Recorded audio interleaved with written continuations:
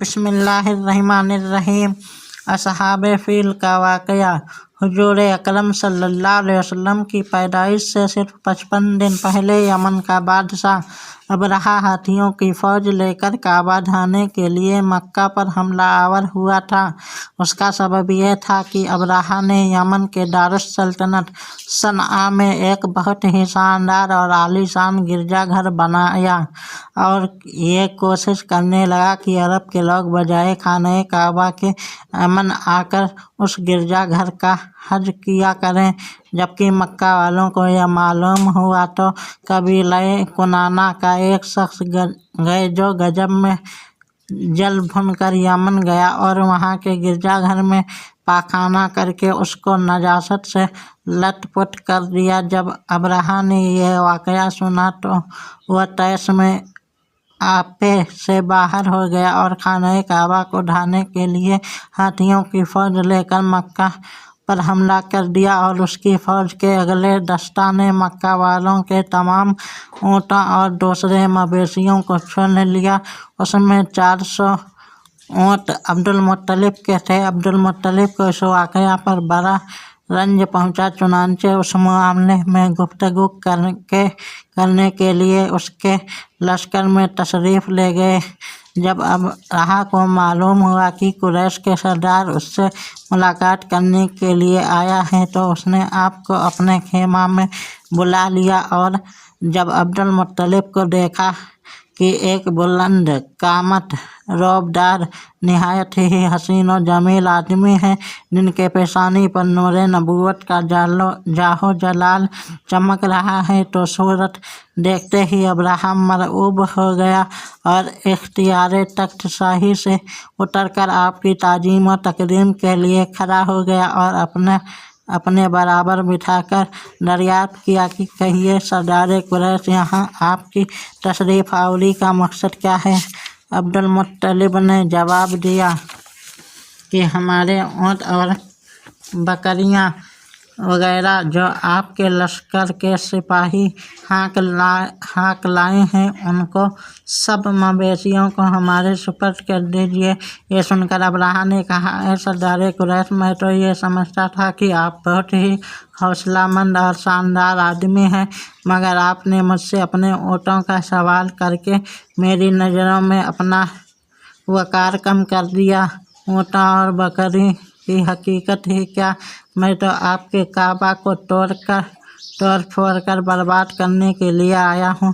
آپ نے اس کے بارے میں کوئی گفتگو نہیں کی۔ عبدالمطلب نے کہا کہ مجھے تو اپنے اونٹوں سے مطلب ہے، کعبہ میرا گھر نہیں ہے بلکہ وہ خدا کا گھر ہے، وہ خود اپنے گھر کو بچا لے گا، مجھے کعبہ کی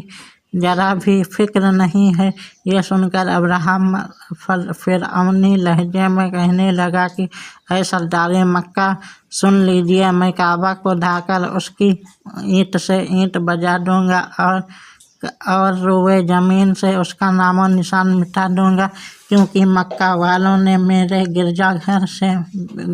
گھر کی بڑی بے حرمتی کی ہے، اس لیے میں اس کا انتقام لینے کے لیے کعبہ کو مسمار کر دینا ضروری سمجھتا ہوں۔ عبدالمطلب نے فرمایا، پھر آپ جانے اور خدا جانے میں آپ سے سفارش کرنے والا کون؟ اس گفتگو کے بعد ابرہہ نے تمام جانوروں کو واپس کر دینے کا حکم دیا اور عبدالمطلب تمام اونٹوں اور بکریوں کے ساتھ لے کر اپنے گھر چلے آئے اور مکہ والوں سے فرمایا کہ تم لوگ اپنے مال مویشیوں کو لے کر مکہ سے باہر نکل جاؤ اور پہاڑوں کی چوٹیوں پر چڑھ کر اور دروں میں چھپ کر پناہ لو۔ مکہ والوں سے یہ کہہ کر پھر خود اپنے خاندان کے چند آدمیوں کو ساتھ لے کر خانہ کعبہ میں گئے اور دروازے کا حلقہ پکڑ کر انتہائی بے قراری اور گریہ وزاری کے ساتھ دربارے باری میں اس طرح دعا مانگنے لگے کہ اللہم ان أم يمنعوا فمنعوا رجالكم وأنصر علي آل الصليب وآدي به اليوم عليك. اے اللہ بے شک ہر شخص اپنے گھر کی حفاظت کرتا ہے، لہٰذا تو بھی اپنے گھر کی حفاظت فرما،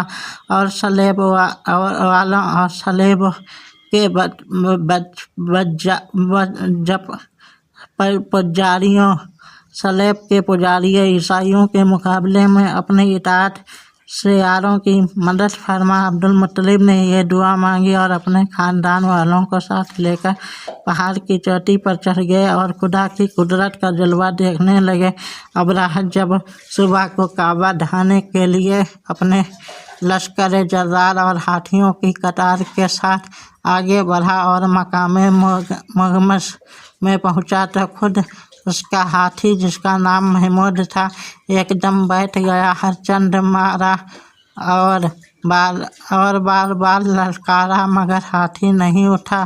اسی حالت میں قہر الہی ابابیلوں کی شکل میں نمودار ہوا اور ننھے ننھے پرندے جھنڈ کے جھنڈ، جن کو چونچ اور پنجوں میں تین تین کنکریاں تھیں،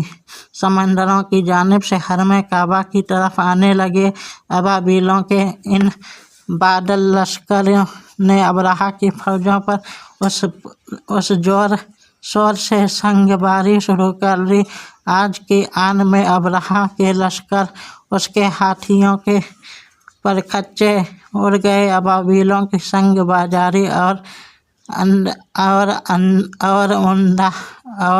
اوندکہار و جبار کے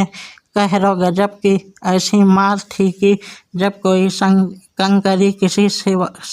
سوار کے سر پر پڑتی تو اس آدمی کے بدن کو چھیدتی ہوئی ہاتھی کے بدن سے پار ہو جاتی۔ ابرہہ کی فوج کا ایک آدمی بھی زندہ نہیں بچا اور سب کے سب ابرہہ اور اس کے ہاتھیوں سمیت اس طرح ہلاک و برباد ہو گئے کہ ان کے جسموں کی بوٹیاں ٹکڑے ٹکڑے ہو کر زمین پر بکھر گئیں۔ چنانچہ قرآن مجید کی سورہ فیل میں خداوند قدوس نے اس کا واقعہ ذکر کرتے ہوئے ارشاد فرمایا کہ الم تر کیف فعل ربک بصاحب الفیل الم یجعل کیدہم